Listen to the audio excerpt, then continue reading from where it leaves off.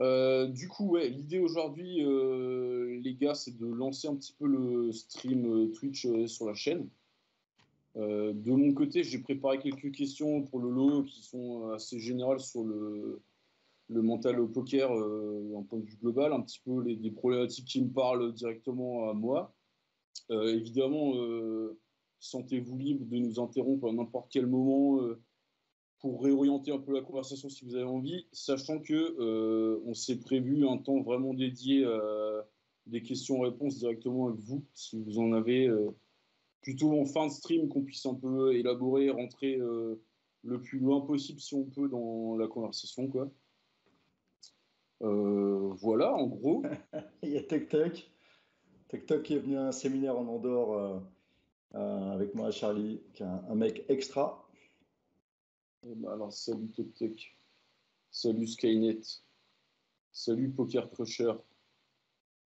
Ok, ben Lolo, bon, je sais pas si c'est vraiment l'étape la plus importante, mais en deux mots, pour les quelques hommes des cavernes qui ne te connaîtraient pas encore, si tu Je peux suis, voilà, nous raconter qui tu es. ouais, je suis le fondateur de Poker Management System. C'est un espace. Moi, j'aime bien dire que c'est vraiment un espace en fait pour travailler son mental au poker aujourd'hui. C'est pas du tout juste une masterclass ou autre, puisque tu as des coachings de groupe en fait toutes les semaines, tu as des coachings individuels avec moi, tu as une masterclass avec des exos à faire concrets, tu as un Discord et en fait les interactions, les échanges sont vraiment multiples. On est trois, donc je suis le fondateur. Il y a Damien qui m'accompagne depuis maintenant très longtemps, 4-5 ans, qui guide aussi tous les joueurs. Et puis il y a une psychologue, Laura, qui nous a rejoint il y a à peu près 2 ans maintenant, qui vient apporter une petite touche différente. Euh, et l'idée, voilà, je suis également joueur de cash game, joueur high-stake de cash game, puis je suis papa de 2 enfants, j'ai 48 ans aujourd'hui. Anciennement, dans mon autre vie, j'étais un prof agrégé avec une spécialisation en psychologie du sport. Voilà. Dans une vie, ça veut dire que là, pour le coup, c'est fini. Maintenant, t'es full-time J'ai arrêté il y a poker. 3 ans. J'ai basculé vraiment coach pro et joueur pro il y a 3 ans. Ok. Donc, ça confirme que l'épisode de Club Radio sur lequel je t'ai écouté récemment en préparation, entre-temps, il y a eu du changement parce qu'à Ah ben l'époque, voilà, tu étais encore prof d'IPS. Ok, ok. c'est ça, c'est fini ça. D'accord, ça marche. Merci pour cette présentation. Alors en vrac, moi j'ai pas mal de questions à te poser. La première, c'est surtout un petit peu de rentrer par la grande porte un peu thématique de ce que c'est que le mental au poker. Mhm. Je te pose la question parce qu'au final, d'un point de vue perso, quand j'étais un peu initié, moi ça fait pas très longtemps que je joue, ça fait environ 3 ans que j'ai découvert le jeu. Mhm. En commençant par le MTT, en switchant ensuite sur le cash game pour des raisons qu'on aura peut-être la possibilité d'évoquer ensuite, parce qu'elles sont dues justement à des problématiques de vie perso, tu vois. Mhm. La question que je me pose finalement, c'est est-ce que toi, tu as senti une différence peut-être entre une première étape, celle au moment où tu crées PMS, qui est presque une mission un peu de communication, de culture générale autour de. En fait, il suffit pas de cliquer ou de bosser son jeu théorique, mais il y a aussi d'autres éléments, en l'occurrence tout ce qui concerne le mental, Bien sûr. qui a l'air d'être assez fourre-tout entre, tu vois, une façon raisonnée de penser le jeu sur le long terme Mhm. et une certaine approche du jeu qui consiste en gros à avoir une vie équilibrée, une vie saine, Mhm. bref, d'envisager les choses de façon très constructive en fait. Tu vois. Mhm. Je me posais la question est-ce que toi, tu as senti chez PMS une différence dans les profils de joueurs qui viennent te voir là où peut-être Ah, dans un t'as plein de premier profils différents, ouais. Alors, juste pour te faire l'historique de PMS, moi-même, en tant que joueur, il y a maintenant très longtemps, il y a 10 ans à peu près, j'ai eu des problématiques mentales en fait. Donc moi, j'ai une formation en psychologie du sport j'avais 25 ans quand j'ai passé mon agrégation. Je suis un ancien sportif de bon niveau, donc mentalement, c'était mon point fort. Et au poker, j'ai connu un premier truc que je n'ai connu nulle part ailleurs, c'est l'injustice en fait. Tu vois, tu joues bien, et bim, en fait, le mec, il a 10% qui vient de te mettre à la river, etc., etc. Et là, tu dis, waouh, en général, je suis éduqué avec le meilleur gagne, et là, c'est la première fois où c'est pas le meilleur qui gagne, et je dois apprendre à gérer ce truc-là. Et chez moi, ça provoquait vraiment beaucoup de résistance. Donc, j'ai appliqué un peu tout ce que je savais. À l'époque, c'était le livre de Jared Tendler qui était sorti, donc je me suis documenté, j'ai regardé les différents coachs qu'il y avait à ce moment-là, et honnêtement, j'arrivais pas à dépasser le truc. Et donc, j'ai creusé, creusé, creusé, j'ai replongé dans mes études, en fait. Je suis allé voir un peu ailleurs et là, j'ai commencé à développer des outils qui m'ont fait aller mieux. Et j'ai commencé, je travaillais avec un groupe de joueurs, à leur partager des tips et tout ça. Ils m'ont dit, waouh, c'est mortel ce que tu fais, etc. Et de fil en aiguille, ça commençait à se divulguer autour de moi et les gens m'ont dit, mais tu devrais faire quelque chose avec ce truc-là. Et donc, j'ai commencé à proposer un premier package. Et il y a maintenant 7 ans à peu près, et il y a eu une vingtaine de joueurs qui ont très vite adhéré.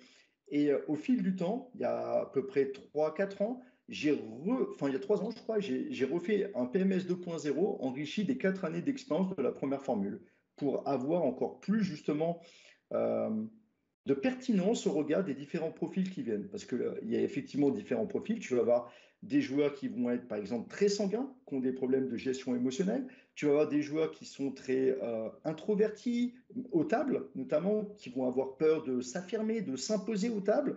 Des joueurs qui vont être complètement bordéliques et dans leur méthodologie d'apprentissage, dans la gestion de leur temps, de leur productivité. Tu vas avoir des joueurs qui sont tout le temps dans le futur, à se projeter dans des objectifs et à être tout le temps tendus parce qu'ils ont le sentiment qu'ils n'ont pas réussi en fait et qu'ils n'ont rien tant qu'ils n'ont pas atteint leur objectif et qui courent tout le temps en se disant c'est jamais assez, c'est jamais assez.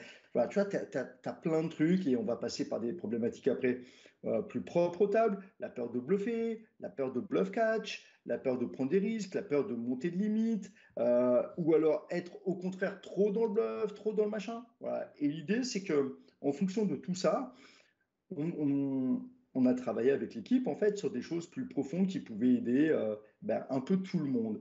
Et parce qu'effectivement, il y a des solutions. Le mental, ça va être cette faculté à gérer tes émotions, que ce soit la colère, que ce soit la peur, que ce soit le stress, etc. Mais aussi ta confiance en toi, avec le dépassement de tes peurs, avec le fait d'oser, de croire en toi, de croire en ton intuition, donc être capable d'écouter ce qui se joue en toi, qui va être encore une autre compétence mentale. Mais dans le mental, on pourrait parler aussi de l'apprentissage. Comment est ta méthodologie d'apprentissage? Comment tu vas mémoriser? Comment tu organises ton temps? On sait que le poker, c'est très chronophage. Ça peut être très gourmand en énergie. Mais comment tu gères ton énergie et ton temps? Comment tu gères tes relations sociales pour avoir un équilibre général et pas être un joueur isolé, malheureux, qui est un crusher, mais qui juste envie de se foutre en l'air parce qu'il n'est pas bien? Tu vois, moi, je vois ça comme une macro générale. Et comme je t'ai dit, j'ai 2 enfants, j'avais un métier à côté, donc j'avais tout à gérer. Et donc j'ai développé des outils pour apprendre à être productif avec tous ces trucs à gérer, tout en étant équilibré, serein, performant aux tables, et en même temps cool et appréciant le chemin. Et quand voilà, tu trouves un truc là-dedans, le mental pour moi c'est tout ça. C'est être capable en fait de trouver un équilibre général qui te permet au table d'être hyper performant en gérant tout ce qui se joue en toi et donc en apprenant aussi à l'identifier, à mettre des mots dessus et à bien le réguler et le gérer. Et ça permet de développer tout ce que tu apprends d'un point de vue technique en fait à le mettre au table parce que tu as plein de joueurs qui savent ce qu'ils doivent faire, ils l'ont vu, ils l'ont travaillé à froid d'un point de vue technique et puis au table ils vont partir sur d'autres décisions, trop impactés par des émotions, que ça soit l'impatience, que ça soit la peur, que ça soit la colère, que ça soit un surego, trop de confiance ou pas assez de confiance. Et toutes ces réactions émotionnelles qu'il y a en eux vont ne pas leur permettre d'appliquer leur niveau technique aux tables. Le mental vient juste te permettre de mettre en place aux tables tout ce que tu apprends hors des tables, en fait. Et au-delà de ça, Du euh, point de vue technique, tu veux dire, ouais. ouais, d'un point de vue technique et peut-être même stratégique, tu vois, comme si tu avais un grand plan avec dedans l'idée d'intégrer un BRM qui soit optimal, avec peut-être un nombre de caves optimal. Tu as des joueurs, par exemple, qui vont shot beaucoup trop short et des joueurs qui s'enlisent dans une limite, Tu vois, tu as tout l'inverse de toi, Henri. Tu as des joueurs, par exemple, ils vont avoir en cash 300 buy-in d'une limite. Et tu dis, mais quelle perte de temps, en fait, d'avoir ça, si tu as un edge là. Mais après, bon, pour eux, c'est leur histoire et tout ça. Et l'idée, c'est que quand ton plan, ton process, il est vraiment génial, qu'est-ce qui t'empêche de l'appliquer? C'est ton mental. Et plus tu vas monter de limite avec de la pression, plus la part du mental est importante. On le retrouve dans tous les sports. Tu prends n'importe quel sportif de très haut niveau aujourd'hui, il te dit que la diff, elle se fait sur le mental. Je coach plein de joueurs high-tech, en fait. À chaque fois, la diff, elle est mentale. Mais c'est des micro-détails. Tu vois, un mec, à un moment, il faut cliquer sur un bouton avec un sizing, il va mettre un petit coup de molette qui le trahit. Et ce petit coup de molette, c'est soit un côté où il a un peu peur ou un côté où il est un peu trop greedy, tu vois, un peu trop gourmand. Voilà, c'est ces micro-détails qui vont faire une diff au final. L'edge aujourd'hui, technique, entre tous les joueurs, il n'est pas si conséquent. Il y a tellement de ressources accessibles sur tous les sites, etc., que tout le monde va avoir à peu près les mêmes connaissances, etc. Après, comment il intègre les connaissances, c'est lié à sa méthodologie d'apprentissage. Donc là, il y a déjà plus d'edge. Et après, comment il applique ce qu'il sait, ben, ça va être lié à cette capacité de contrôle de soi qu'est la compétence mentale. Et la très très bonne nouvelle, c'est que la compétence mentale est comme un muscle en fait. Ça, les IRM fonctionnels le montrent. Chaque compétence mentale, comme par exemple l'audace ou la confiance en soi ou la gestion du stress, des peurs, etc., est régie par une petite partie du cerveau, une région du cerveau. Plus tu vas pratiquer ce truc-là, plus la densité des réseaux neuronaux dans cette région s'intensifie. Tu vas prendre par exemple des gens qui font de la méditation, tu leur fais passer un IRM fonctionnel, tu vois comment la partie du cerveau qui gère justement la régulation de l'attention, comment elle est dense. Plus ces gens vont pratiquer, plus tu vas voir en fait cette région se densifier. Comme si un muscle en fait devenait plus costaud. Et pour eux, ça sera plus simple d'avoir un contrôle de leurs émotions, un contrôle d'eux-mêmes plus important qu'une autre personne. Pourquoi? Parce qu'ils auront en fait la région du cerveau qui sera devenue forte et qui pourra contrebalancer en fait tous les flots émotionnels et autres qui peuvent vivre, quoi. Donc c'est ça qui est génial avec le mental, c'est que il se développe. Il n'y a pas cette idée je l'ai ou je l'ai pas. Je suis un mec timide, tu me changeras pas. Je suis un mec colérique, tu me changeras pas. Tout peut se changer. Certains ont des facilités à un endroit et donc auront plus de rapidité à évoluer. Par exemple, quelqu'un qui est confiant en lui, lié à son histoire, etc., il aura peut-être un peu plus de facilité à monter de limites ou à oser des choses. Quelqu'un qui n'a pas confiance en lui, ça sera un peu plus difficile. C'est pas parce que c'est plus difficile que c'est impossible. Ça demandera un peu plus de temps. Mais cette personne qui n'a pas confiance en lui, en général, elle a un peu de stress qui va le faire être plus précis dans son plan, dans son truc, alors que l'autre qui a hyper confiance en lui, il sera peut-être un peu plus bordélique. Et donc, tu vois, lui, il devra galérer un peu plus sur cette partie-là, là où la personne qui n'a pas confiance en elle, pour elle, ça va aller vite là-dedans. J'ai une question là pour Ouais. rebondir là-dessus. Effectivement, c'est ultra large. À t'entendre, j'ai presque l'impression que c'est une sorte de sas qui permet de poser absolument tout à plat. Exactement. Ben, forcément de travailler, de construire quelque chose de nouveau et de très conscient en fait par rapport à qui on est, où sont nos forces, nos faiblesses, etc. Exactement. Et en fait, moi je me pose une question parce que euh, bah, comme tous les mecs qui sont dans le chat à Starcy, je suis passionné par ce jeu.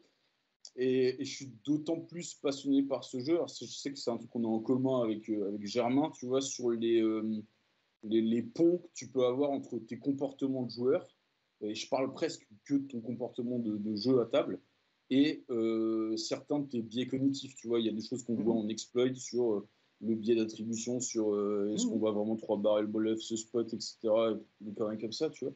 J'en viens à ma question, c'est je me pose la question de savoir où est la lisière, si tu veux, entre un travail de fond presque psychologique, analytique, tu vois, et un travail spécifiquement dédié sur le mental poker, parce qu'on se rend bien compte que tout ça, ça s'enracine dans ton histoire, ta personnalité à l'instant T, et que même ce qui te fait, à un moment donné, je pense, aller vers le poker plutôt qu'aller vers l'investissement en livret A, tu vois, j'en sais rien, Oui, oui, oui. fait que finalement, tu as un rapport spécifique au risque, tu as un rapport spécifique forcément à l'adversité qui est assez particulier parce que je pense qu'on est assez tous d'accord pour se dire que plus on avance, plus c'est un jeu qui est, comme tu le disais, qui nous confronte à une certaine forme d'injustice.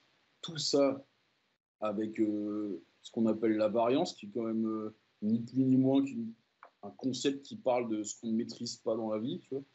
Donc, du coup, voilà, je me pose la question de savoir où est la lisière entre un travail psychologique de fond.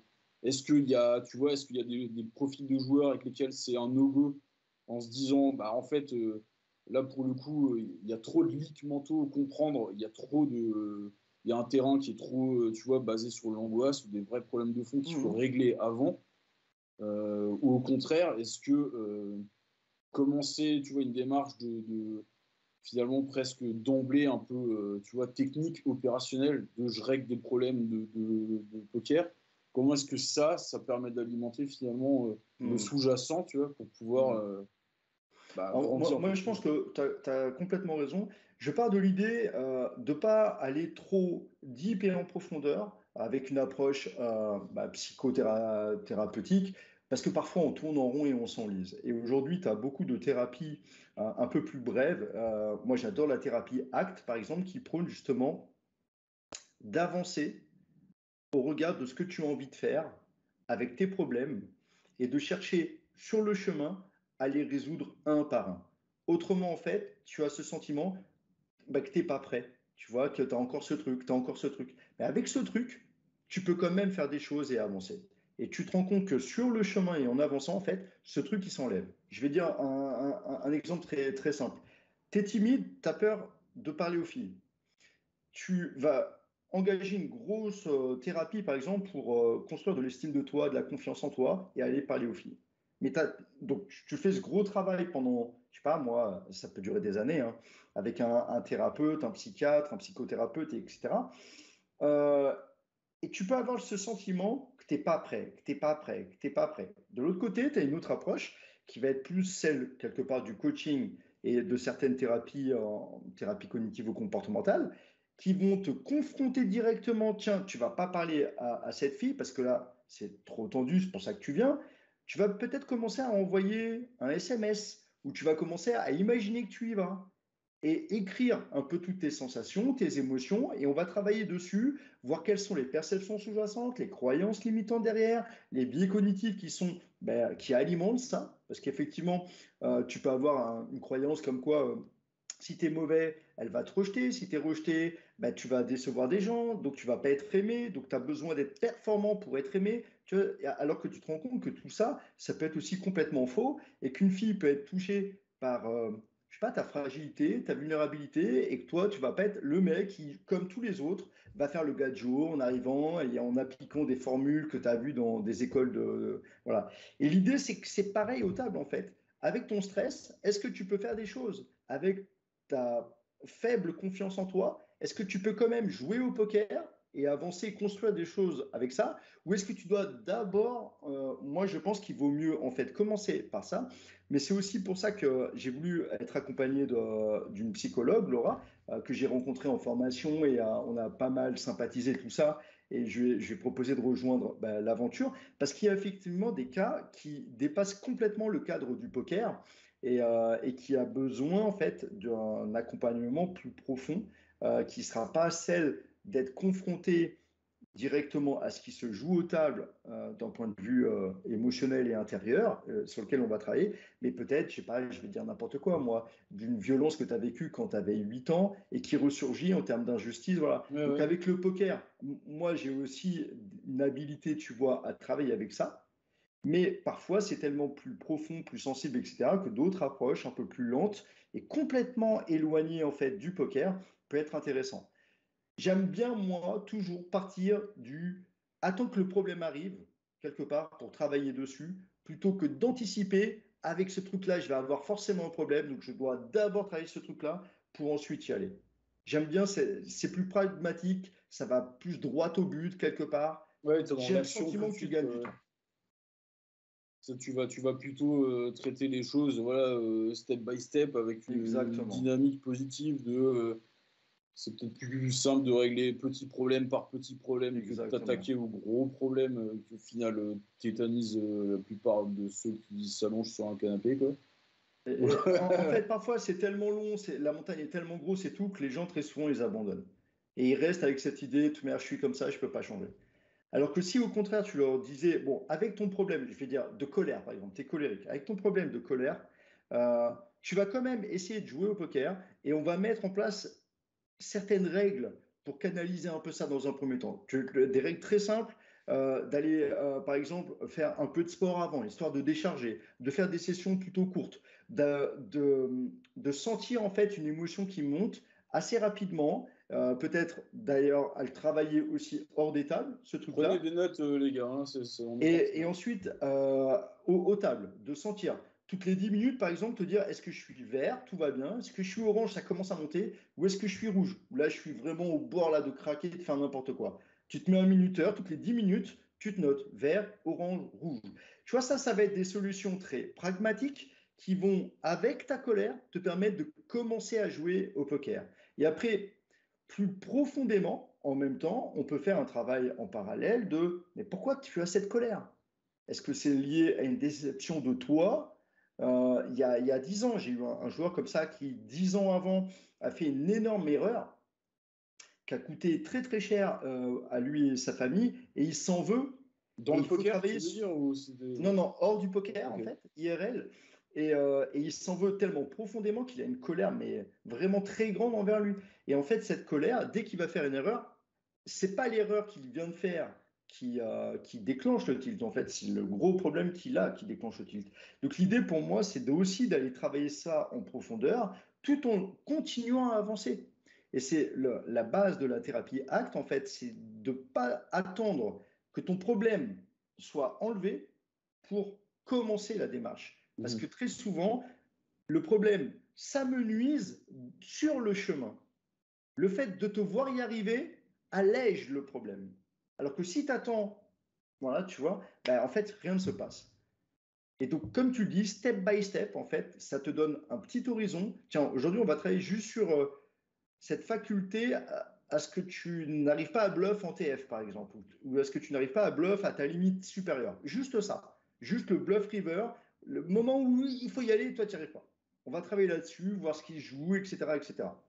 Puis plus tard, peut-être qu'on ira voir des choses plus profondes, step by step. Alors c'est intéressant cet exemple-là parce que bon, je pense il est très parlant. On a pour le coup en préparation justement, nous on réfléchit un peu à créer des moments un peu comme aujourd'hui, tu vois, où on peut échanger librement ou sur des thématiques un peu particulières qui sont liées au mental. Et on a fait circuler un petit formulaire à quelques questions pour les gars du groupe.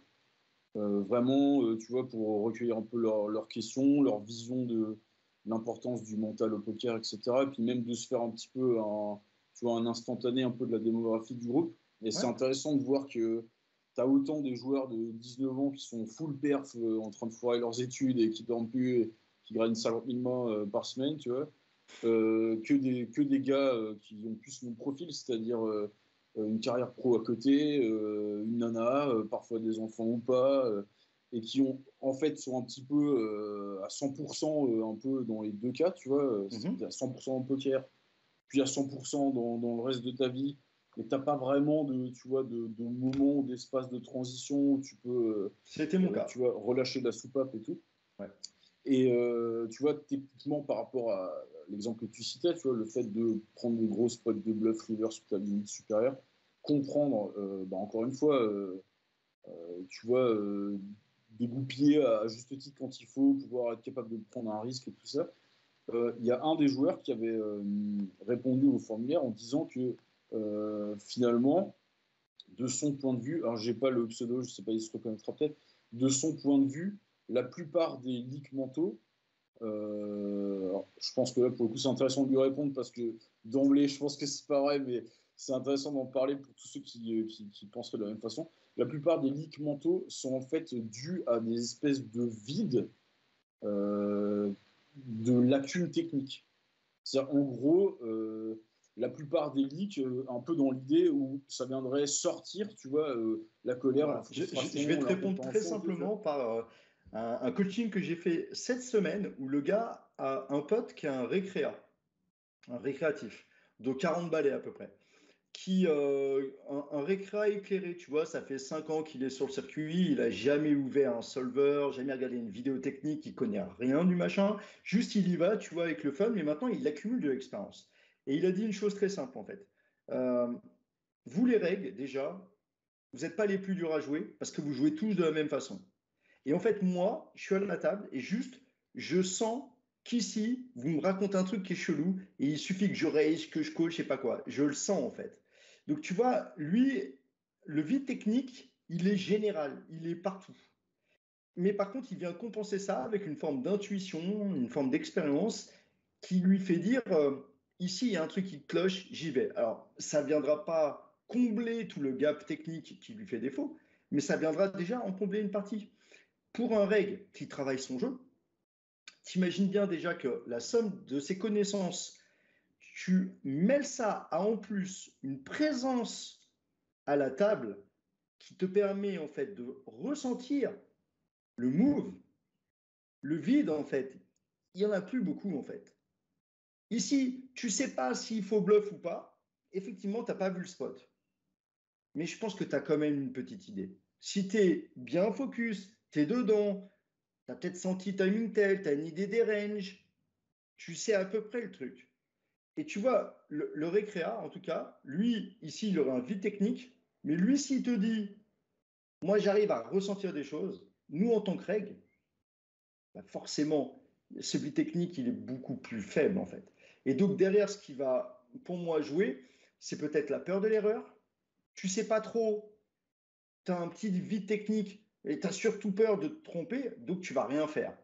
Alors que tu sens intimement une petite voix qui te dit ici, fais peut-être un overbet, ou alors un tiers pot, ou alors un deux tiers, ou alors raise. Tu vois, Overbet, t'as ce petit c'est truc. forcément un overbet. Mais C'est oui, forcément un overbet. c'est intéressant parce que là, pour le coup, tu réponds plutôt à comment est-ce qu'à un moment donné, nos leaks mentaux vont être très lisibles par quelqu'un qui, pour le coup, s'emmerde pas à prendre en compte la technique dans sa prise de décision. C'est typiquement un fiche, un joueur récréatif, pardon, euh, qui va à un moment donné te sentir, toi, humain, déstabilisé d'une manière ou d'une autre, partant du principe que lui, ce qui fait son succès aux tables, c'est très certainement plus ça. Il sait que quand Jean-Jacques regarde 3 fois sa montre pendant que David est en train de tank, ça veut dire quelque chose.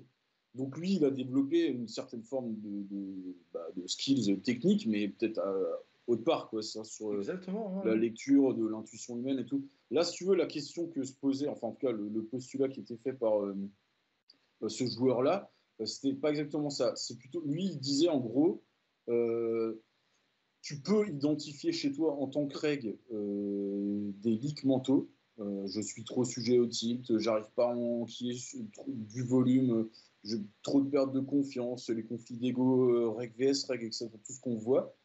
Et lui, en gros, disait, au final, si tu défonces en technique, tu n'as plus de leaks mentaux.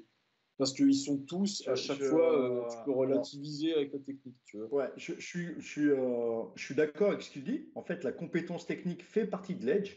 Clairement, j'ai jamais dit qu'il fallait pas bosser la technique. Il faut bosser ta technique, il faut t'améliorer. Tout le monde le fait. Et donc, si tu le fais pas, effectivement, tu vas avoir un edge. Mais est-ce que ça veut dire qu'une fois que tu as fait ça, tu as fait le chemin et qu'après, tu n'as plus de leak mentaux? Ben, j'ai juste envie de te dire, ben, pourquoi 99% des règles bah, sont juste bah, bloqués dans certains trucs. Tilt encore, vont pas oser faire certains bluffs. Le nombre de fois, tu sais, je review avec des top reg FR, hein, le nombre de fois où on review, on dit ah putain, j'ai pas osé. Si ton gars dit, d'ailleurs, le gars qui dit ça, peut-être qu'il est numéro un français. Pourquoi il n'est pas numéro un français dans ce cas-là? Parce qu'il n'a pas assez accumulé de technique. Tu as des joueurs, ça fait 10 ans qu'ils accumulent de la technique. Pourquoi ils ne sont pas numéro un français? Est-ce que d'ailleurs le numéro un français, si on pourrait en définir un, C'est la variance, c'est la variance. c'est la variance. Voilà. Euh, donc tu vois, j'ai envie de m'appuyer aussi sur un poste de Ben CB pour pas être juste Lolo qui défend son beefsteak, tu vois. Moi, je crois vraiment à ce que je dis, hein, vraiment. On le retrouve d'ailleurs dans tous les sports. Le numéro un dans tous les sports, est-ce que c'est le plus technique? Pas forcément.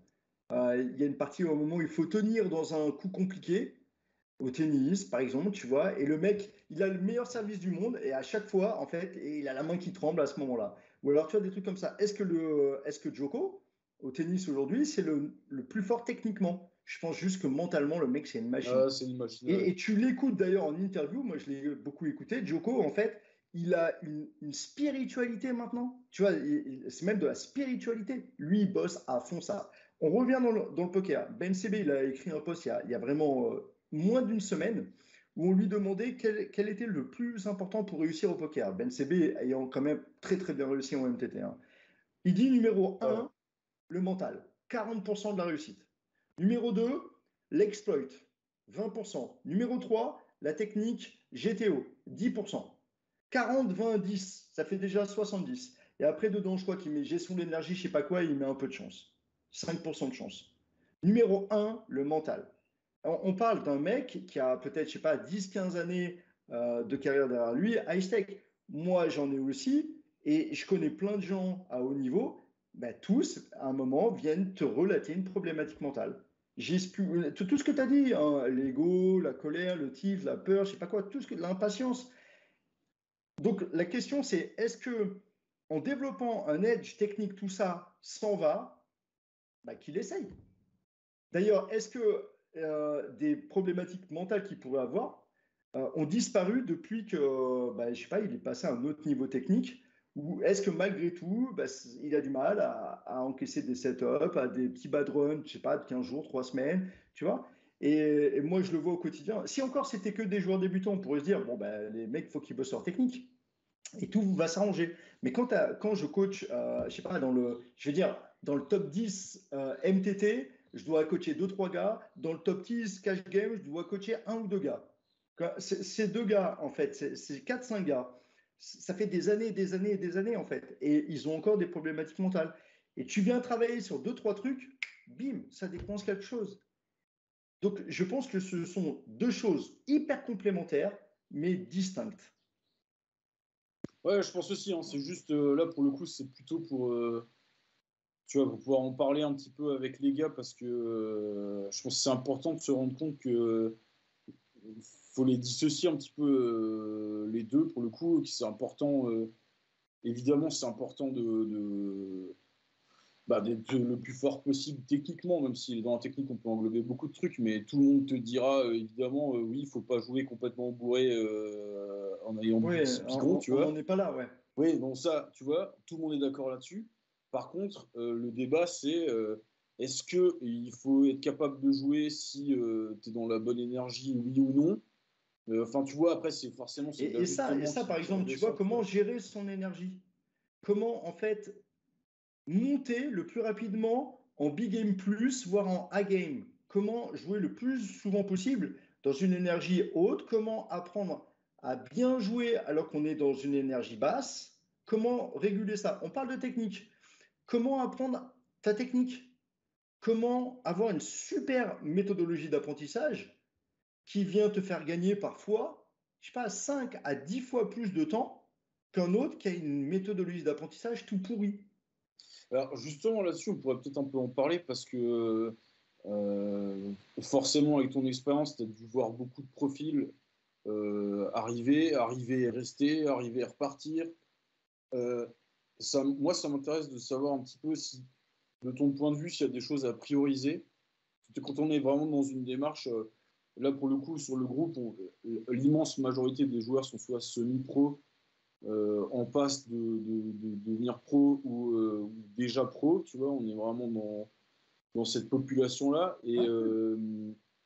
bah, avec un intérêt évident, tu vois, pour la progression au sens très très large, Bien sachant que sûr. Poker Crusher, c'est un groupe qui a cette particularité d'être porté par Benoît et Germain, qui sont deux joueurs qui ont un gros background de coaching, avec des coachs qui, pour le coup, sont autant dans la GTO que dans l'exploit, tu vois, à plein de niveaux. Donc, il y a vraiment cette espèce d'envie de pouvoir concilier le meilleur de tous les mondes, tu vois. Ouais. Et c'est pareil pour le mental, pour le coup. Je pense que c'est important d'aller au-delà de faire du coaching mental. C'est simplement avoir un bloc-notes où tu mets tes objectifs et puis faire de la cohérence cardiaque avant de lancer une session. Ça fait partie des outils, tu vois, mais Ça fait partie évidemment, des outils, mais c'est c'est pas que ça, quoi. un centième. Bah, du coup, est-ce que toi, aurais, tu vois, une vision sur l'importance, au final, bon, on va forcément rentrer dedans, mais tu vois, l'importance du mental versus la technique pokeristique pure, partant du principe que Alors, toi, tu vois moi, des joueurs qui défoncent en technique et qui, pour le coup, sont à chercher de l'edge dans le mental, tu vois. Est-ce que on devrait passer autant de temps sur GTO Wizard que à faire de la méditation, tu vois, pour ouais. dire le truc un peu connement, tu vois. Alors, j'avais mis des pourcentages, en fait, 75-25, 50-50, 25-75. C'est grossier. Je pense qu'on peut affiner, etc. Mais c'était une idée. Moi, je pense que quand on débute ce jeu, en fait, effectivement, il faut passer peut-être 75% à travailler sa technique et à jouer, en fait. Et peut-être 25%, tu vois, par exemple, dans la méthodologie d'apprentissage. Parce que si tu passes 20 heures à travailler un truc et qu'au bout de 2 mois, à cause d'une mauvaise méthodologie d'apprentissage, il te reste plus rien, parce que tu as oublié, en fait.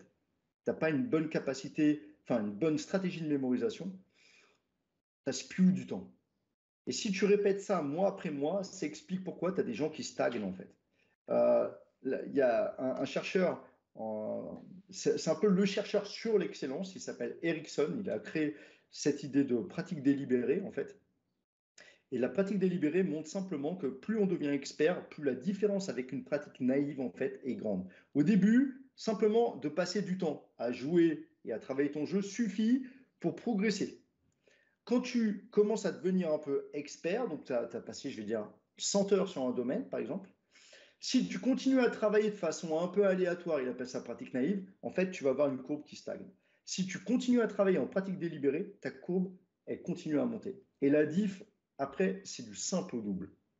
Donc, tu vois, en début d'apprentissage, d'acquérir des stratégies de mémorisation, d'apprentissage afin de passer en pratique délibérée, bah, va te faire déjà gagner beaucoup de temps pour la suite. Donc, c'est pour ça que je mets 25 quand même. Là-dedans, je pense que c'est important aussi de savoir ce que tu veux, de mettre en place une macro, un processus d'apprentissage plus large, tu vois, d'avoir des idées, de travailler sur ta motivation, ta confiance, commencer à apprendre la régulation des émotions. Mais bon, travailler ton jeu, 75-25. Tu deviens semi-pro, pro. Tu vois, je veux dire, allez, en cash, tu commencerais à atteindre la NL50, par exemple. Entre la NL50 et la NL100. L'Edge, il est encore technique. Tu as des très bons règles, tu as des règles beaucoup moins bons. Mais il commence à être aussi un peu mental. 100 balles, tu vois, quand tu dois bluffer, je sais pas, 80 balles, pour des gens, c'est quand même beaucoup d'argent. Donc là, il commence à arriver une pression des enjeux financiers qu'il n'y avait pas. Puis on commence à avoir aussi des idées, tiens, je vais peut-être être pro. Tout ça, ça crée un stress. Ça crée aussi, je sais pas, des attentes des autres éventuellement. On commence à être bloqué là-dedans. Les règles sont bons et il faut se défendre. Et là, bizarrement, quand c'était facile, nos leaks n'apparaissaient pas. Maintenant qu'on est d'égal à égal, ah ben là, il y a des failles, tu vois, je sais pas, de l'estime de soi, de la peur, de l'impatience qui commencent à arriver. Tu continues à monter et là, tu vas jouer de la 400 plus. Je crois fondamentalement que 75% de l'edge en 400 plus, il est mental. Mais maintenant, ça, c'est mon idée. Et je travaille avec beaucoup de joueurs de 400 plus Ouais, mais en ça, tu dois le cash. voir en vrai. Enfin, c'est Et plus je le une vois idée, en là, toi, vrai. tu le vois. Je le vois en vrai. Alors, tu as des joueurs en fait qui travaillent leur mental différemment. Tu vois, ils vont écouter beaucoup de podcasts, ils vont faire pas mal de choses, ils vont être inspirés. Ils suivent pas forcément un coaching mental. Mais tu as aussi beaucoup de gens qui ne savent pas ce que c'est un coaching mental et qui ne connaissent pas en fait le gain de temps énorme qu'on peut gagner. Tu vois, on parle de coaching technique. C'est naturel, t'es pas bon, lui il est bon, bah, tu prends un coaching technique parce que tu sais qu'il va te faire gagner du temps. C'est un raccourci. Mentalement, tu craques sur un truc, lui, il est bon là-dedans. Pourquoi tu n'irais pas, du coup, prendre un coaching mental pour qu'il essaye de t'apprendre à mieux gérer ce truc-là, avec quelques outils? C'est la même chose, sauf que le côté préparation mentale, psychologie, en France, tu sais, ça fait que 20 ans que ça apparaît à peu près, tu vois, aux yeux du grand public et dans le sport. Et on est très, très, très en retard. On est une des nations de haut niveau, j'allais dire, dans les pays développés, les plus en retard sur l'aspect mental. Parce qu'il y a beaucoup de jugements et tout ça de cet aspect-là. Mais plus ça va aller, en fait, quand tu regardes de plus en plus des joueurs de très haut niveau, en fait, MTT, Spin, Cash et tout ça, tu en as beaucoup, en fait, qui, quand tu leur demandes c'est quoi leur processus, de plus en plus, tu vois, il y a une partie mentale. J'ai un coach mental, il y a un préparateur mental. Je lis des podcasts sur le mental, des livres sur le mental. Je fais des trucs, tu vois. Ouais, De sachant plus qu'il y en a plein de plus. gros joueurs qui ont fait le taf quand même pour. Tu vois, entre Charlie Carrel qui joue en peignoir, la teub à l'air en récitant des prières, ou Ben Sibi qui fait des selfies dans sa baignoire avec des glaçons. Tu vois, t'as quand même. Il y a une culture comme ça presque de la performance aussi dans le personnel qui s'est vachement développé, tu vois. On est très très loin du joueur casino avec le Stenson Bien sûr. et la bouteille de Jack, tu vois. Donc il y a aussi un truc qui fait que ça avance beaucoup à ce niveau. Tu as dit beaucoup, beaucoup de choses et j'aimerais bien rebondir. Et si tu veux, je sais pas, les gars, si vous avez déjà un peu des questions ou pas. Parler du sport, de l'entraînement. Ouais, ok. Je pense que ça peut regrouper un peu un truc. Je me pose la question pour les. Je vais prêcher pour ma paroisse, mais pour les joueurs de poker qui, pour le coup, ont d'autres focus, même d'autres contraintes dans la vie, tu vois.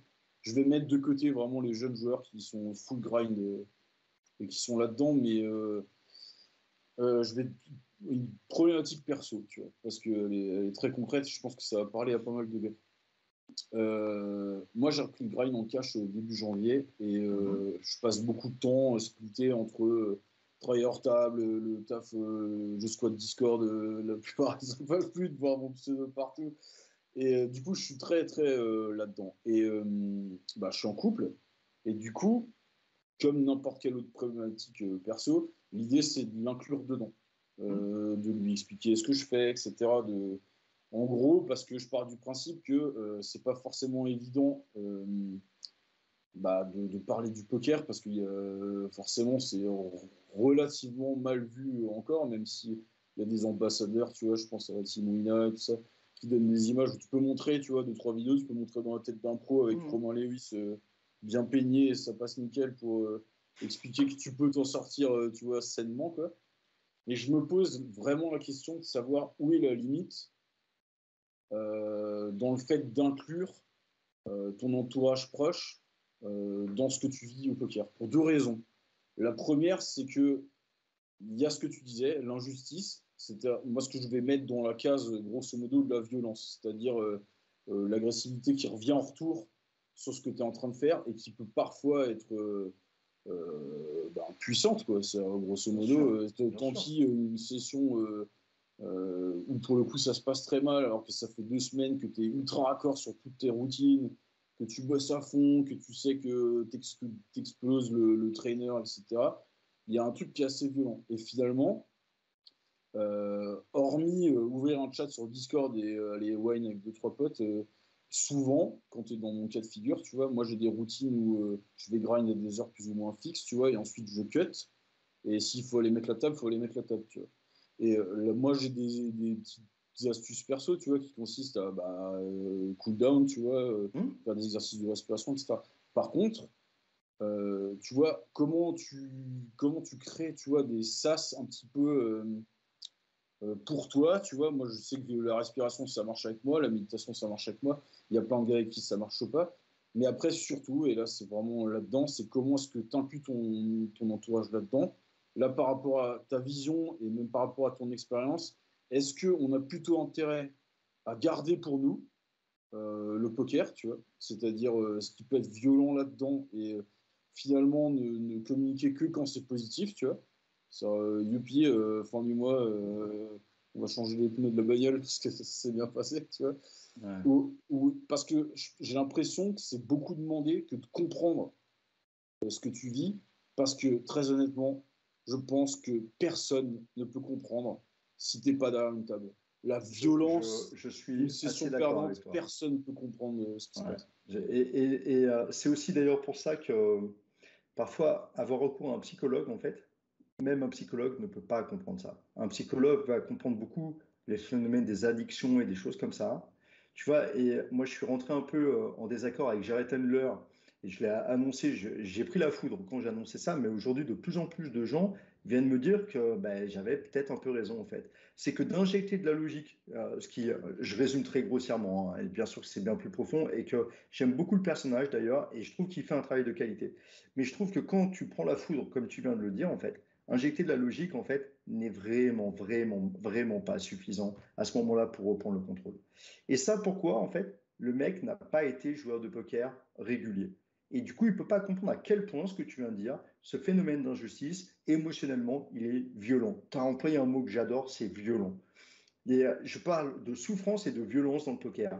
C'est des mots qu'on n'emploie jamais, mais c'est exactement les ressentis qu'on a en fait. On parle de variance, on devrait parler de violence quelque part. C'est un putain de sport. Moi, pour moi, c'est comme un art martial avec des cartes en fait, intellectuelles. Tu montes sur un ring, tu veux juste défoncer le mec qui est en face de toi. Et le mec, il veut juste te défoncer, quoi. Et en plus de ça, tu es en train de le défoncer, l'arbitre, il n'arrive pas derrière, il tombe une. Parce qu'à un moment, il prend un dé, il jette, pile ou face, ben c'est pile, donc c'est lui. Et toi, tu tombes et t'es KO, Il y a alors un que tu as fait concept. le job. Et tu dois remonter, puis sourire en disant non, tout va bien. C'est vraiment très compliqué. Et donc, pour répondre à ta question, des fameux SAS, en fait, dans le PMS, nous, on a des fichiers qui nous permettent de relativiser les choses. Donc là, c'est difficile à expliquer comme ça par des mots.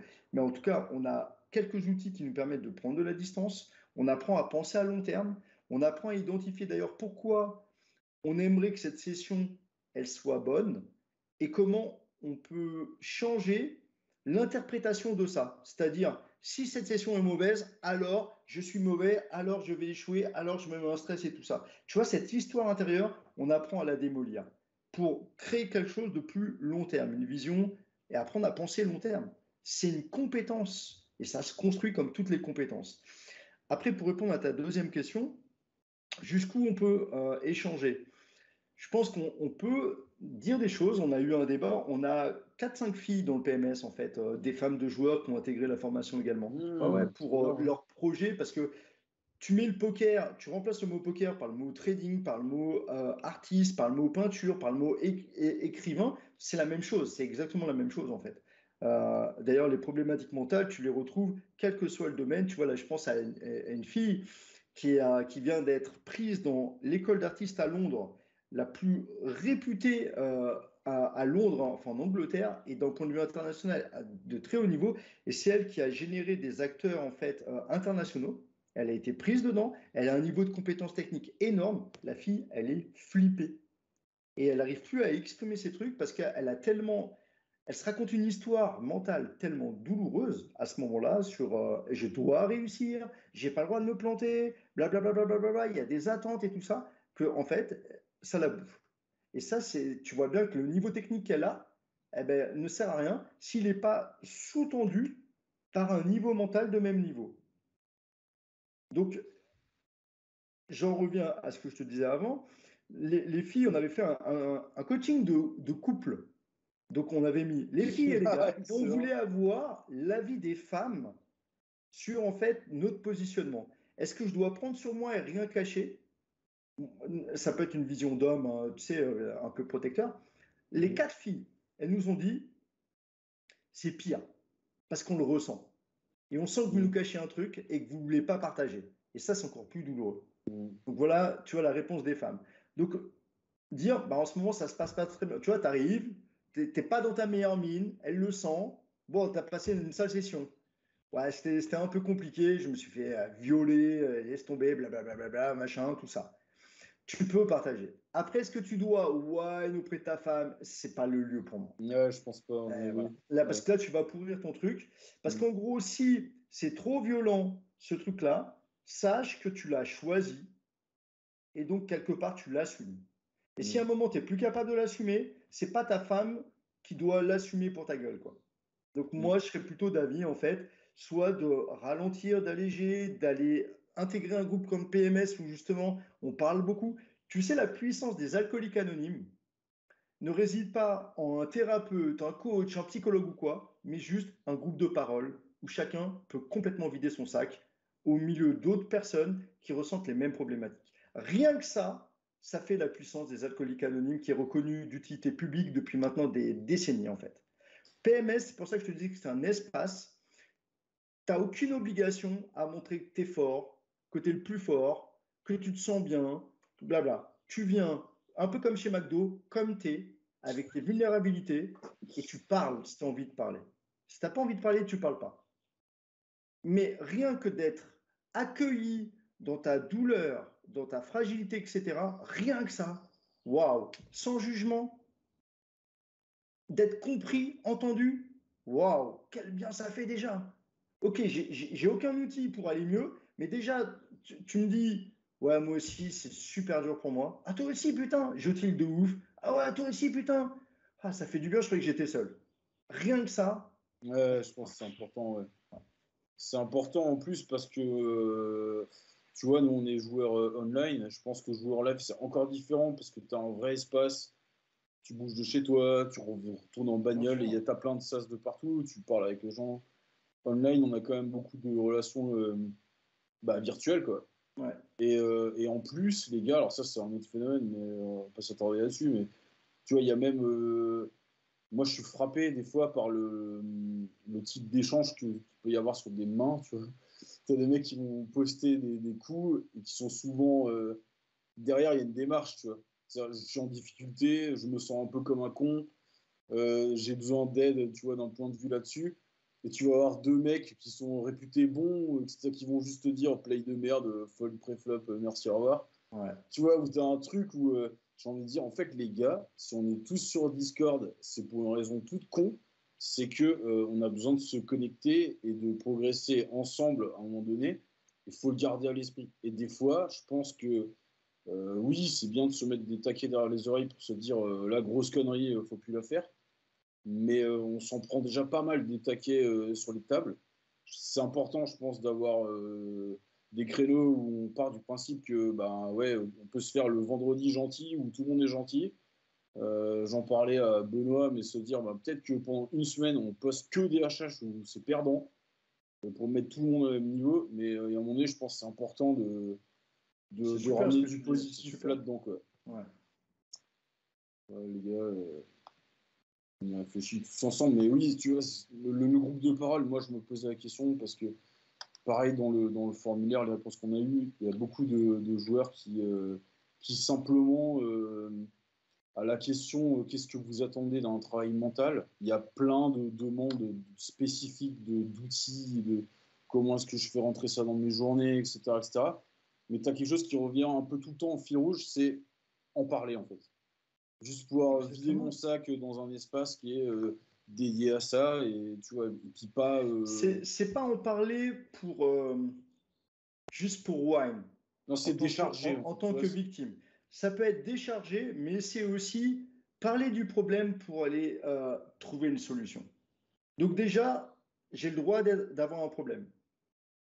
D'être entendu, accueilli, accepté, respecté en tant qu'une personne qui a un problème, c'est déjà cool. Tu sais, c'est le fameux truc, j'ai peur de lever la main, j'ai l'air d'être un con, quoi. Ouais, mais si tu lèves pas la main, tu vas rester un con, en fait. Et quand tu viens dire j'ai un problème, je me sens mal, je sais pas quoi, en fait, tu es dans une dynamique d'évolution. Tu viens là pour évoluer. Et ceux qui viennent te dire, non, mais next fold et passe à truc, vas-y, plein de merde.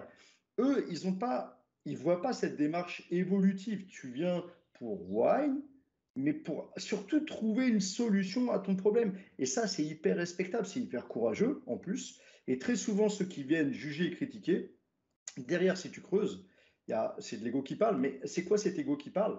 C'est un manque de reconnaissance et en jouant les gros gars, en fait. Ouais, vas-y, fuck, clé de mer, je sais pas quoi. Il se donne une image du gros gars. Mais en fait, ce gros gars, ça cache simplement un petit mec à l'intérieur de lui qui est hyper fragile, mais évidemment. Mais évidemment. Dès que tu fais de la psychologie, tu te balancez rends des noms, les compte gars. Allez dans que les les Discord, gens balancez les les pseudos. plus forts, j'allais dire mentalement, mais les plus heureux, les plus sereins, les plus tranquilles, ça va pas être les trolls. Les trolls, très souvent, ils viennent cacher de la misère, en fait, derrière une façade de gros dur, tout simplement. Hein. Donc, euh, si on remonte un peu ça, tu vois, garder cette idée de je poste un truc, je me sens mal, etc. Mais les gars, je tends une perche, j'aimerais bien que quelqu'un m'apporte une solution. Déjà, m'écoute, m'entende, et puis peut-être me donne un tips, quoi, pour essayer de commencer à regravir un peu la pente. Ça, c'est hyper respectable. C'est déjà hyper courageux. Ouais, carrément. Et je pense que le monde irait bien mieux si on acceptait ça, plutôt que de tout le temps essayer de montrer juste la partie lumineuse en nous, en fait. Tu vois, genre dans les réseaux sociaux. Ouais, Et bah j'aime beaucoup, il y a Discord, de c'est un plus en réseau plus de social chaînes. aussi, quoi, pour le coup. Il y a de plus en plus de chaînes qui te montrent la face cachée. En ce moment, je regarde un peu les chaînes de voyage. Tu as des mecs qui ils te montrent les 3 jours à Bali. Tu fais, wow, c'est quoi? Et après, ils te disent la face cachée des 3 jours de Bali. Ils te montrent une pluie de merde. Ils te montrent que la plage elle est idyllique, mais juste à côté, tu as une décharge. Et en fait, tu vois, tout ça ça te permet de t'identifier à eux parce qu'ils sont authentiques. Ils sont, voilà, et ça crée de la confiance, en fait. Et je pense qu'on a beaucoup plus à gagner dans ce monde, en fait, à aller vers ça, en fait. Donc, ok, je monte une main de merde. Ah ouais, mais toi, tu montes que bah, je te monte un super play et puis une main de merde. Ah, toi aussi, tu fais des erreurs, tu es comme moi. Donc, boum, ça crée de la connexion. Et c'est quoi la vie sans connexion? C'est pas grand-chose. C'est la DSL. Ouais, ouais, je suis complètement d'accord avec ça. Et je pense que ce serait pas mal. Alors là, je m'adresse aux gars de Discord, mais ce serait pas mal d'essayer d'être vigilant là-dessus. Moi, je serais peut-être un peu moins radical. Je pense qu'il y a aussi dans les gars qui disent folle de merde, folle-moi ça tout de suite. Il y a aussi un passage de relais, c'est-à-dire qu'il y a des gars qui, des fois, je vais essayer de faire ça court, mais parlent un peu à la version passée d'eux-mêmes et sont dans un rapport qui est de toute façon un rapport assez agressif ça parle beaucoup de leur vision du poker en fait. C'est soit t'as bon, soit t'as faux. Et évidemment, bah, on a tous écouté des interviews de crushers de high stakes à 3 heures du mat en s'endormant sur notre canapé. Et on est tous d'accord pour dire que les meilleurs, c'est les mecs qui sont posés, qui sont tous à même de dire en fait, j'ai une vision. Il y a plein de visions différentes. On le voit là, en ce moment, c'est la hype sur le jeu de Redliner. On voit des graphes qui montent pareil, avec des red lines qui tombent sous terre et des blue lines qui montent, et exactement l'inverse. Ça veut bien dire que même sur des gros niveaux techniques, on peut déjà voir que deux visions du poker radicalement différentes marchent pareil. Donc ça veut dire qu'entre ces deux versions totalement opposées, il y a une infinité de petites versions qui marchent aussi. Déjà, de base, c'est un peu con de dire faut faire ci ou faut pas faire ça, parce que c'est toujours une question de contexte, etc. Mais ensuite, je pense que c'est super important de tirer vers le haut. Et là, on est dans des espaces de petites communautés. Alors ouais, ça s'arrête quand on est en son téléphone, mais ça reste une petite communauté. On sait très bien qu'il y a max value là-dedans, avec ce qu'on partage avec toi aujourd'hui, avec ce qu'on partage régulièrement partout, tous les créateurs de contenu, etc. Et je pense que là, on est 100, 150 sur un Discord. C'est vraiment débile de faire autre chose que de se tirer vers le haut. Au final, t'as pas envie de commenter une main, bah, c'est pas grave, tu commentes pas et tu laisses la main à quelqu'un d'autre. Mais le négatif, clairement, a priori, ça sert pas à grand-chose. Tiens, j'ai envie de te dire un truc. On voit beaucoup ça en dev perso, en fait. Tu sais, quand tu juges, comme ça, tu montes du doigt, en fait. Tu as un doigt qui est tourné vers l'autre, en fait. Voilà, et tu as 3 doigts qui sont tournés vers toi. Et en Mhm. fait, une critique, on dit que ça parle bien plus de toi, en fait, que de l'autre. Donc, s'il y en a un qui vient dire gros play de merde, je sais pas quoi, folle, machin, t'es naze, ça parle Mhm. bien plus de lui, en fait, et certainement de son rapport à lui-même et à Mhm. l'erreur, etc., qu'en fait, le truc. Et d'avoir cette idée-là en tête, quand un mec te parle vraiment, quand tu te sens bien, quand tu es heureux, quand tu es joyeux, t'as pas envie d'aller pourrir un mec en fait. Tu as envie peut-être de l'aider, ou tu l'ignores si tu vois, ça fait pas partie de ta nature. Quand tu te sens pas bien, tu as envie peut-être d'appuyer un peu plus sur la tête des autres pour toi te sentir exister. Ouais, je suis d'accord. Je suis complètement en phase avec ça. Est-ce que il est. Toi, t'es dispo jusqu'à quelle heure? 17 heures. 17 heures. Est-ce que, Germain, tu as des questions? J'ai pas du tout fait gaffe au chat, désolé les gars. Est-ce qu'il y a des questions que vous aimeriez poser?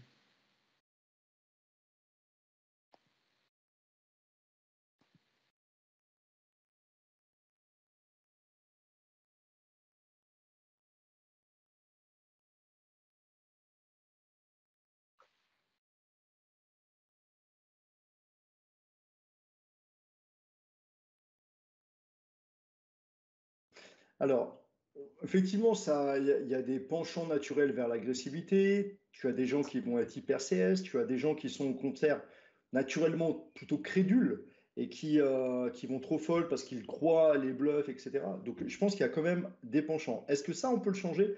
Clairement. J'étais un blue liner, notamment quand j'ai commencé, avec mon histoire de vie, le rapport à l'argent que j'ai, tout ça. Puis je pense que quand tu as un certain âge, tu développes aussi un peu plus ça. Aujourd'hui, je suis beaucoup plus du côté un peu plus redliner que blue liner.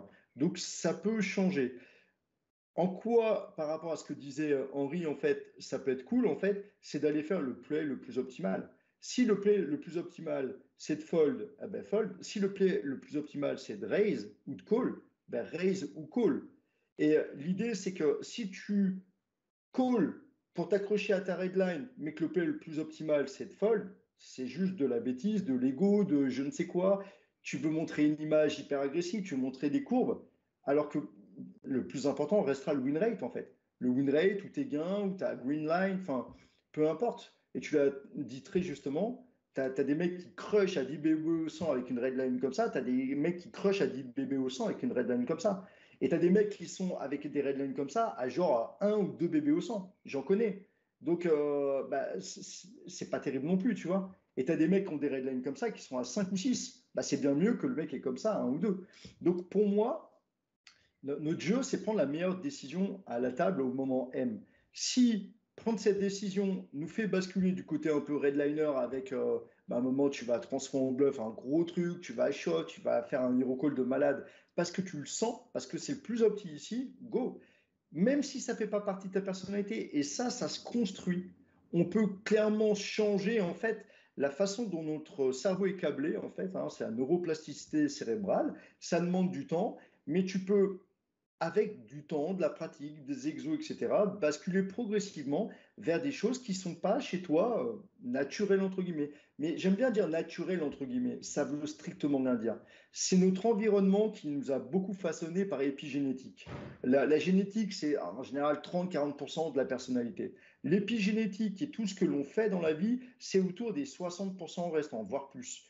Et donc l'idée, c'est que si on dit je suis naturellement comme ça, c'est que notre environnement nous a rendu naturellement comme ça. Une personne, elle n'est pas colérique par hasard. Elle va être colérique peut-être un peu dans les gènes, 30%, 30-40%, mais derrière, en fait, peut-être qu'elle a eu dans sa famille des gens qui réagissaient avec beaucoup de colère, ou elle a été confrontée à beaucoup d'injustices, de violences, peu importe, et ça l'a façonnée comme ça. Et donc, ça construit des chemins neuronaux dans son cerveau qui régit un peu ses réactions comportementales. Est-ce que ça peut changer? Évidemment que oui. On le voit par exemple avec des addictions ou quoi. On peut rendre des gens beaucoup moins addicts en fait à des comportements, alors qu'à un moment ils sont complètement comme ça, accros au truc, et à un moment ils sont détachés de tout ça. Mais ça demandait des efforts en fait. Alors sans parler vraiment d'addiction, mais peut-être de penchant naturel, effectivement avec des efforts tu peux aussi changer des choses. J'aimerais peut-être dire qu'on peut changer peut-être allez, 99% des choses qui sont dans notre psyché et dont le cerveau peut encore le faire, hein, où il n'y a pas de problématiques très profondes, de commotion cérébrale, de trucs vraiment rédhibitoires, on va dire, ou de pathologies vraiment très lourdes. Mais si globalement, on parle juste de caractère un peu, voilà, on a des penchants pour ça, on peut changer quasiment tout. Et ça, là pour le coup, c'est l'instant promo, mais ça chez PMS, c'est ce que tu proposes en gros Ouais. des Chez outils PMS, que si tu tu veux, proposes. tu as une formation avec des vidéos, tu as 60 vidéos. Chaque vidéo a un exercice. Il y a des exercices qui parlent à certains, il y en a d'autres qui parlent à d'autres. Tu prends les exos qui te parlent le plus par rapport à ta problématique. En plus de ça, tu as un Discord où aujourd'hui, on est les trois coachs, à accompagner individuellement sur Discord le gars qui arrive pendant 3 mois. Typiquement, il nous donne toutes ces questions, toutes ces problématiques, tous ces trucs, on lui répond quasiment dans la journée. Si ce n'est pas dans la journée, c'est dans les 2 jours. On peut faire des vocaux, des vidéos ou écrire. En plus de ça, tu as des coachings de groupe toutes les semaines. Où en gros, tu vois, on est là, on est 5, là tu me parles, à un moment tu vas me parler d'une problématique, je viens très spécifiquement t'apporter des tips ou aller voir, creuser avec toi, parce que je ne suis pas un magicien, hein, c'est un travail Ouais, vraiment ouais, à ouais. deux, creuser avec toi, derrière, qu'est-ce qui se joue? qu'est-ce qu'on pourrait mettre en place? Et ça, si tu viens à tous les coachings de groupe, tu en as quasiment un par semaine. La formation, elle dure au moins 1 an. Quand tu atteins le dernier niveau, tu l'as à vie. Si tu viens quasiment toutes les semaines, tu en as au moins, je sais pas, on va dire au moins 30, 40, tu vois, sur l'année coaching mentaux. À ça, tu rajoutes des coachings individuels avec moi. Où là, il n'y a même plus le regard des autres où tu vas parler pendant 10 minutes, un quart d'heure. Là, c'est pendant 1 heure, je suis à bloc avec toi. Et au-delà de ça, tu peux prendre après en plus des accompagnements avec moi ou avec Laura, par exemple, pour aller encore plus deep, plus en profondeur. Et forcément, tu as des gens qui ont... Parfois, ça se fait en un déclic. Genre, tu as une idée, en fait, tu vois, ton comportement est régi par tes croyances, des croyances sous-jacentes, par des besoins, etc. Tu viens un peu changer une croyance qui était alimentée par des biais cognitifs qui ont modifié ta perception. Tu te racontais une histoire, bim, tu as un déclic. Mais en fait, non. J'ai donné un exemple. Tu as des gens qui pensent que pour être accepté des autres, il faut en faire un max. Autrement, tu n'es pas assez. Et si tu n'es pas assez, tu vas être rejeté. Donc, ils en font tout le temps des max. Et à un moment, ils prennent conscience que si tu en fais trop, tu es aussi rejeté. Waouh! Nouvelle idée. Rien qu'en une idée, bam! Tu switches le truc. Tu vois, tu prends ta croyance, je ne suis pas assez, je serai rejeté. Bah, tu viens l'équilibrer. Ah ouais, mais si je suis trop, je suis aussi rejeté. Ah bon, bah en fait, j'ai plus qu'à être moi-même.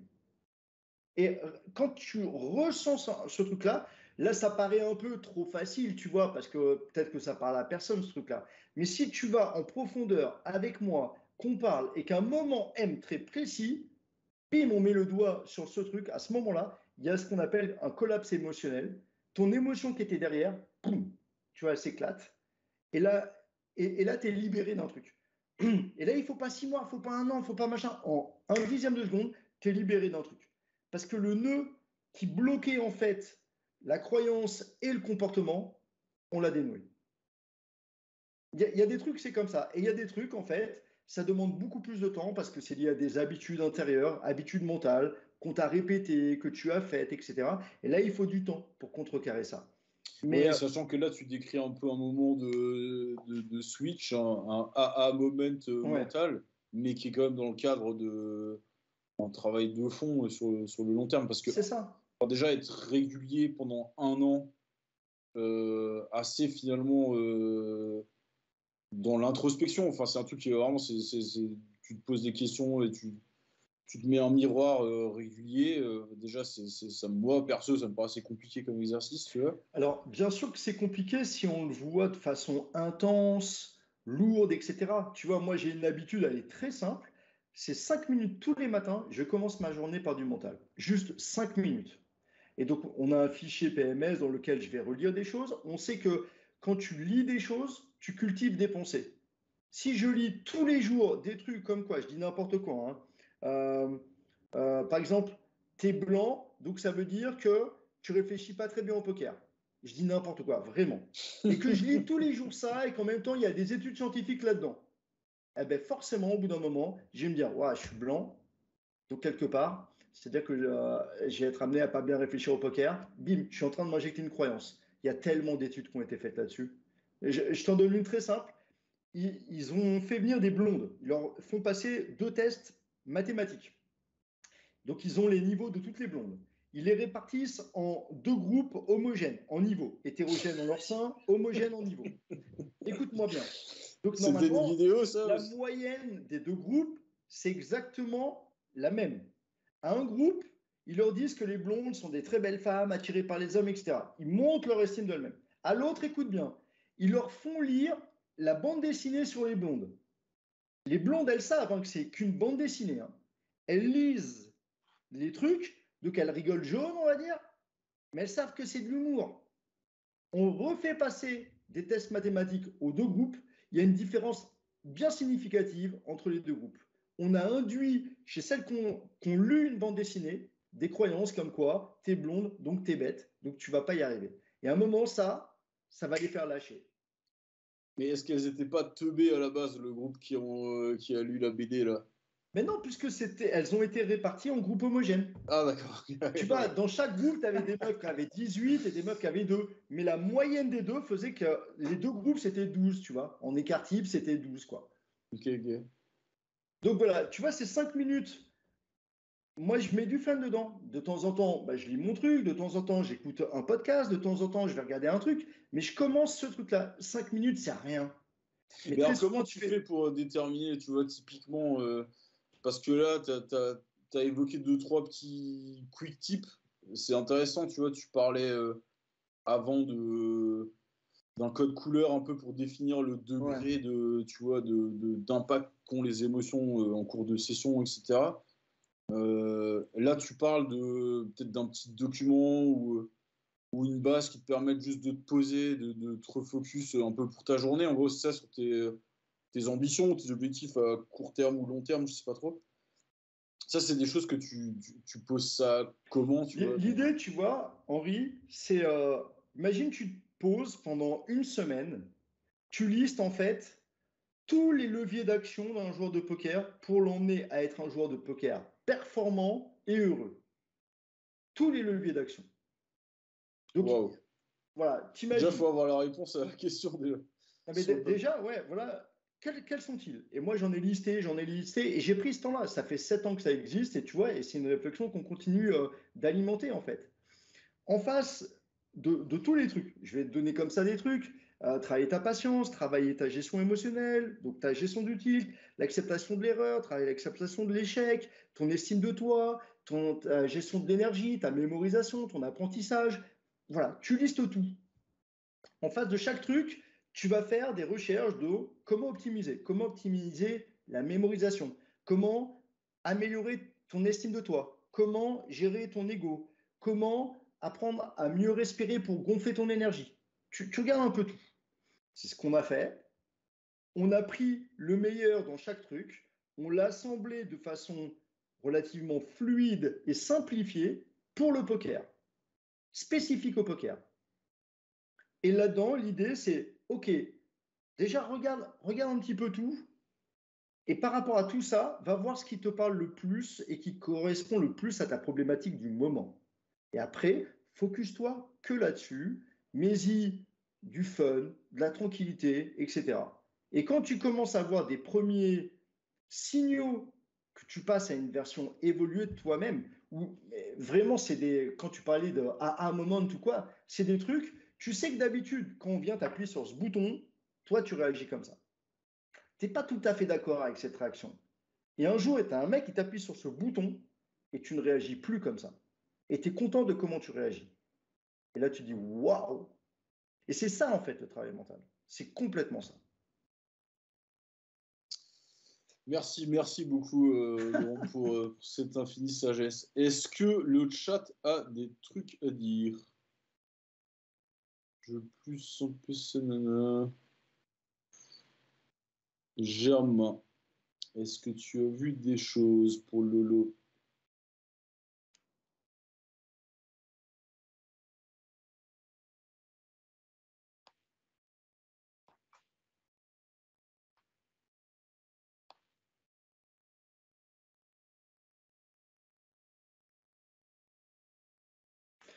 Oui, bien sûr. Bah, on peut encadrer toute problématique à tout moment. En fait, ce qu'a très bien dit Henri, rien que le fait de pouvoir parler, être entendu, ça fait vraiment du bien. Imagine qu'en plus, il y a une intention de t'aider à avancer plus vite et mieux, quelle que soit ta problématique, tu es entendu, tu es écouté, tu es peut-être guidé, tu es mis face à toi-même, avec une profondeur, avec une intensité, pour avancer un peu plus vite et tout, et te poser des bonnes questions. Bon ben voilà, quelle que soit la problématique, hein. Et dans ce que tu dis, Germain, dans ce passage de transition, ce que moi j'ai beaucoup observé, c'est notamment des joueurs de MTT qui basculent en cash parce que vie de famille, parce que problématique d'énergie, parce que ma copine en a marre que tous les soirs, blablabla, parce que je viens d'avoir des enfants, etc. C'est souvent le truc qu'on vient de voir. De temps en temps, je vois ça aussi via les spins. Mais c'est exactement la même problématique, c'est très souvent la gestion du temps, parce que les MTT, c'est quand même hyper chronophage, quoi. Donc, c'est ce qu'on voit le plus. Et bien sûr que là-dedans, après, bon, mon expérience de cash gamer, elle m'aide en plus à indiquer en fait aux joueurs les endroits, ça on n'a pas parlé, Henri, mais tout ne se vaut pas. Aller dans les 20-80, la loi de Pareto, les 20% les plus importants pour obtenir 80% du reste, c'est déjà un gain de temps énorme. Et tu vois, quand tu me parlais de ta chérie, en même temps tu as Discord, en même temps tu as plein de trucs, toi, par exemple, Henri, tu n'as pas le loisir de t'éparpiller partout. Là, tu as un jeune de 19 ans qui a du temps, qui n'a pas encore de chérie ou qui s'en fout un peu, etc. Lui, il peut passer, s'il veut, 10 heures derrière Discord à répondre au HH. Il a de compte à rendre à personne. Mais quand toi, tu as un taf à côté, une chérie, peut-être des enfants, peut-être des machins, tu peux pas, en fait. Trois, j'en ai trois. Voilà, voilà. Tu peux pas faire ça. On le sait tous les deux. Et donc, le truc, c'est dans chaque domaine, il y a un essentiel et puis il y a des trucs qui sont beaucoup moins importants. Tout ne se vaut pas. Et les gens passent malheureusement le même temps entre les deux, et j'aime même te dire beaucoup plus de temps sur le non essentiel. Parce que le non essentiel, très souvent, c'est un peu fun. Mais je pense qu'il y a un truc, je me permets de rebondir là-dessus, un truc dans le trading qu'on appelle le FOMO, tu vois. Ouais. C'est cette peur de rater l'opportunité. Mhm. Et c'est assez marrant parce que je pense qu'on est beaucoup dans ce cas-là. Senku, si tu nous regardes, des mecs qui sont boulimiques de contenu.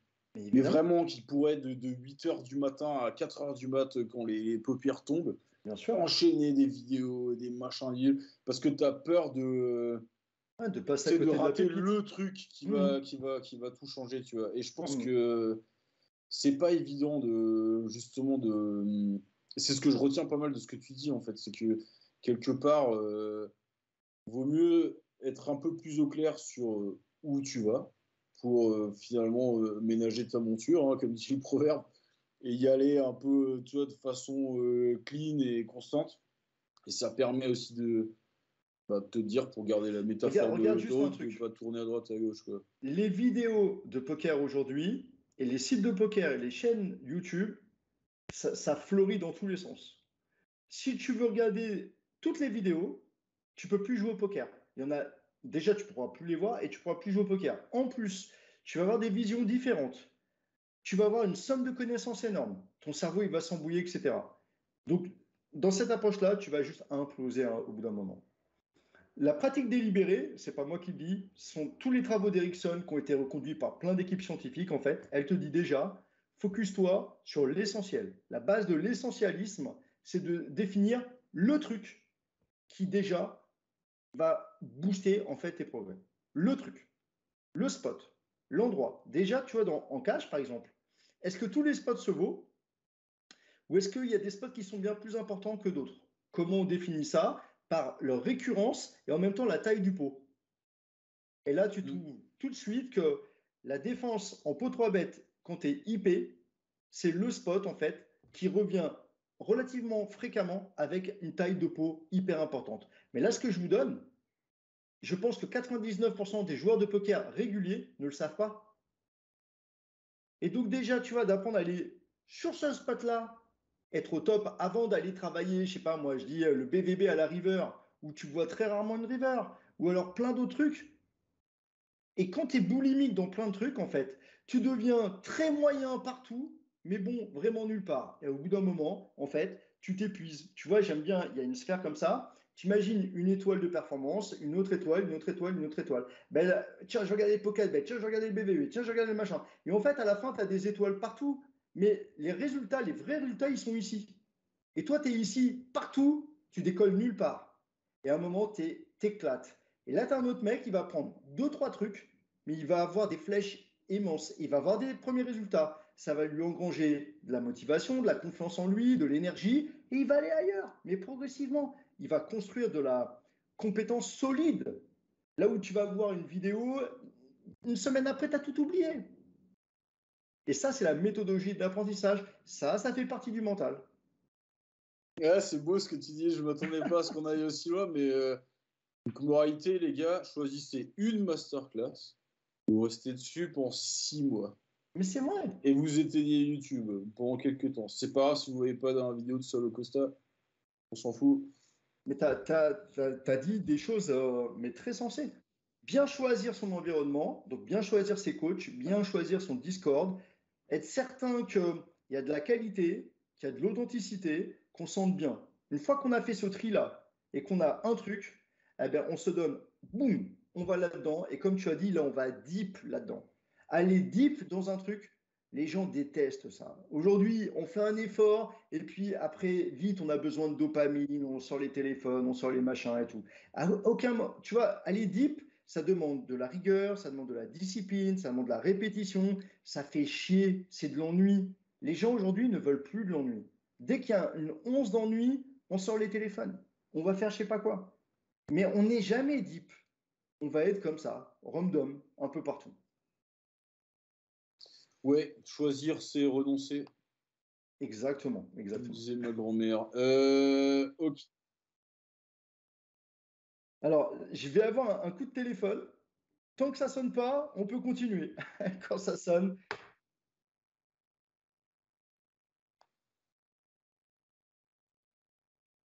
Ah, génial. oh, Ah, trop bien. ah, merci beaucoup, Germain, ça me touche énormément. Et avec grand plaisir. Moi je vais faire la vidéo si c'est bon. Non, bah, le mot de la fin, merci beaucoup, Laurent. Je suis très content de pouvoir échanger avec toi en vrai. Merci Henri. Et puis, bah, je trouve ça passionnant, en fait. Déjà, le poker de base, techniquement, c'est un champ d'exploration infini. Si on y ajoute à ça toute cette dimension, autant sur ce que ça peut nous enrichir personnellement que dans nos relations aux autres, potes de poker ou potes de IRL. Voilà, merci d'être venu, quoi. Et puis, Avec grand plaisir. bah, Et je je- rajouterais vraiment qu'en fait, quand tu travailles ton mental au poker, tu travailles ton mental dans tous les domaines de vie, comme tu viens de le dire, et que très souvent, tes relations sociales, elles sont meilleures, tu te sens plus heureux de façon générale, quoi. Ça se diffuse, donc ça vaut le coup.